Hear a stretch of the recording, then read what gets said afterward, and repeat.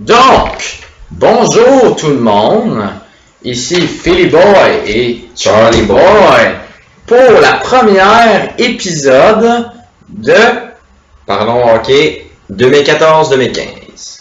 Donc, aujourd'hui, dans la première partie de notre vidéo, on va parler de nos prédictions pour cette année dans les standings des équipes. Donc, ça va être très intéressant cette partie-là. Et dans la deuxième partie de vidéo, que vous devriez tout aller regarder, on va parler du début de saison du CH, avec tous les détails, le fait que le Canadien revient tout le temps dans ses matchs, Irgi se cache, et du Colorado et des Islanders. Donc, qui ont des départs un petit peu opposés, mettons. Oui. Donc, allez voir ça dans la deuxième partie de la vidéo. Donc, pour la première partie de la vidéo, les prédictions. Donc, Charles, je te laisse aller en premier. La formule qu'on va utiliser, c'est on va dire par division en premier. Et après ça, les gagnants de la finale de Coupe Stanley et les finalistes. Donc, la section Atlantique, Charles. Moi, j'ai prédit Tampa Bay, qui est suivi de Montréal. Montréal, deuxième position cette année. Détroit, Boston, qui est quatrième. Je les ai mis un petit peu en arrière. Ottawa, Toronto, Buffalo et les excellents Floridiens. Oui. Est-ce que j'ai juste une question? Qui va faire les séries dans tes wildcards? Je mets Boston qui fait les séries, donc les 4 premiers vont faire les séries ici. Ouais. Okay. Ottawa, à partir d'Ottawa, ils ne les font plus. Okay. Donc, la section métropolitaine. Pittsburgh, Washington deuxième, les Islanders de New York, Yaroslav Halak, ton gardien favori, je crois. Oui, toujours. Columbus en 4e place. Suivi de Rick DiPietro, je veux dire. Un ancien des Islanders. 5e, New York et 8e, j'ai mis Caroline. Donc, Caroline, une équipe très en santé pour... Donc, ici, dans la section métropolitaine, même chose, j'ai mis les 4 premiers à les passer. Donc, les wildcards, donc un de chaque. Donc, Columbus passerait 8e ici dans mes prédictions. Très intéressant, Charles. Et il y a aussi une chose que j'ai viens d'entendre, c'est que tu as mis Washington deuxième. Et pourquoi tu as fait cela? Moi, j'ai mis Washington parce que j'ai l'impression qu'il manquait un peu de cohésion, il manquait un peu de jeu défensif dans cette équipe. Oui. Puis c'était une équipe un peu désorganisée en défensive, puis en relance de la défense, de l'attaque plutôt.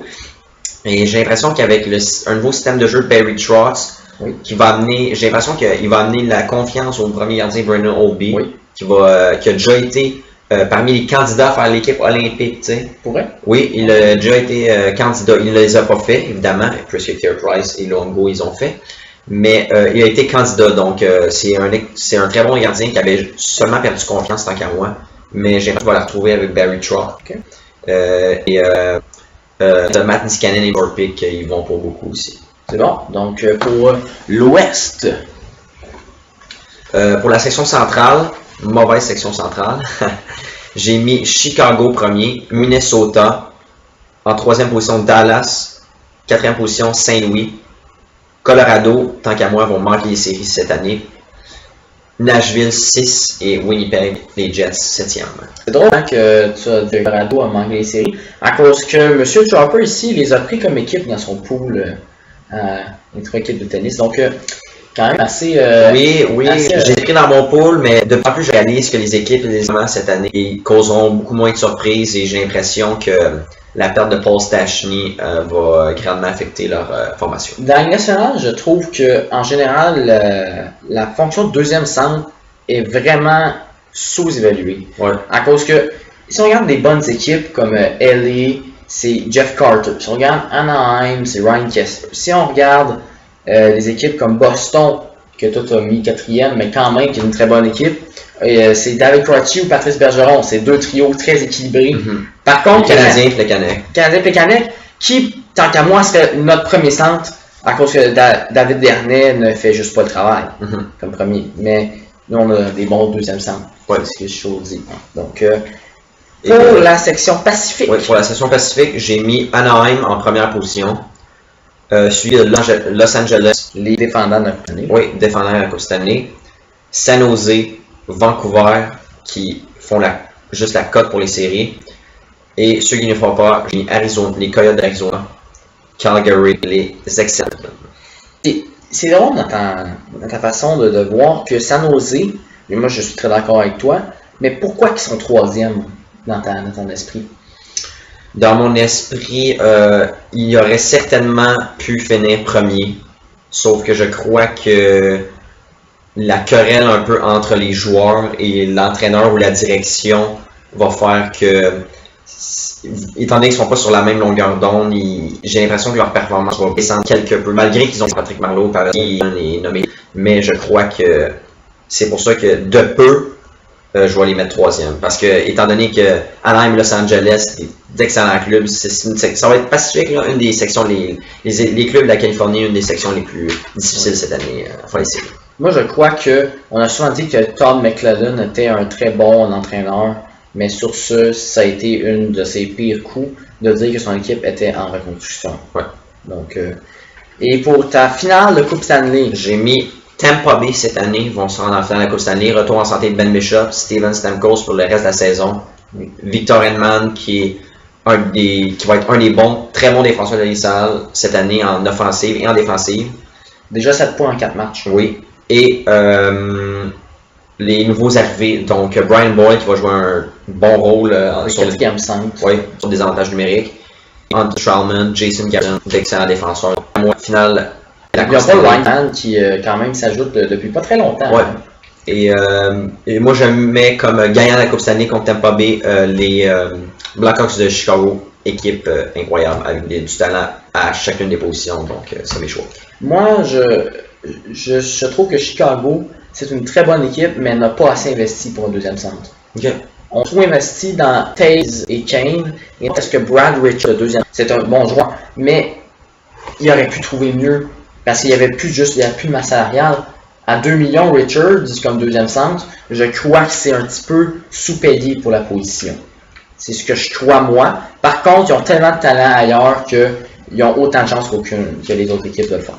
Donc, Félix, toi, tes choix, tu peux commencer avec la session Atlantique. Donc, moi, en premier, j'ai pris les Lightning de Tampa Bay. Très bonne équipe. Moi, je crois qu'ils vont être premiers dans l'Est. Ils vont être avant les premiers de la métropolitaine. Deuxième, Boston. Je crois encore que c'est une très bonne équipe. Partout. C'est très bien équilibré. Troisième, Montréal. Quatrième, Détroit. Je crois que s'ils peuvent rester en santé, ils peuvent faire les séries. C'est mon opinion. Avec Gustav Nyquist qui va les mener. Oui, dans tous mes pots. Saint-Toronto, je crois qu'ils vont manquer les séries, malheureusement, de près. Heureusement pour les partisans du Canadien. C'est drôle, mais à chaque année, ils manquent les séries de peu. Hein. Les séries. Oui. Sixième, les Panthers de la Floride. Je crois que s'ils pouvaient avoir le nombre de partisans sur la glace, ils perdraient quand même. Donc, sixième... ce serait un désavantage numérique constant. Avec leurs 7311 partisans de lundi. Ce qui est quand même assez hilarant. Donc, sixième, les Panthers, mais rions pas trop parce que les sénateurs d'Ottawa, de notre capitale, fiers en 7e position avec le premier centre Carl Turris et rien d'autre, sauf Eric Carlson. Et 8e, comme toujours, les centres de Buffalo. Donc, en section métropolitaine, les premiers, Pittsburgh. Les points de Pittsburgh sont premiers seulement à cause des circonstances. Pour moi, s'il avait été dans l'Ouest, il n'aurait certainement pas été premier. Pour moi, les Penguins de Pittsburgh, c'est une équipe bourrée de talent, mais qui ne savent pas quoi faire avec leur talent. C'est bien beau d'avoir Crosby, Malkin, le temps, mais quand tu n'as pas une équipe correcte pour les stades morales. Une chimie que les Kings trouvent très bien dans les dernières années. Oui. Deuxième, les Rangers de New York. Les troisièmes, les Blue Jackets de Columbus. Je mets un retour en série aussi. Et les quatrièmes, les Flyers de Philadelphie, malgré leur départ assez atroce, comme à chaque année, ça va. Cinquième, les Islanders de New York. Tes amis en dehors des séries, Félix, pourquoi?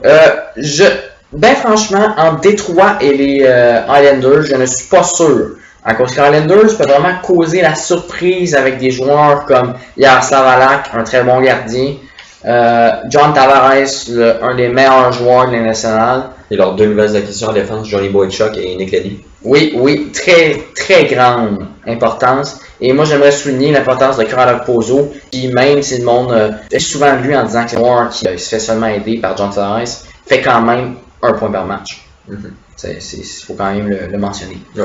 En 6e, les Devils du New Jersey, qui s'améliorent, mais quand même. 7e, les Capitals de Washington. Moi, je pense que ça va aller de l'autre côté avec Barry Trotz. Je crois qu'Ovechkin, après 10 matchs, je vais dire, je n'attends plus de faire une passe.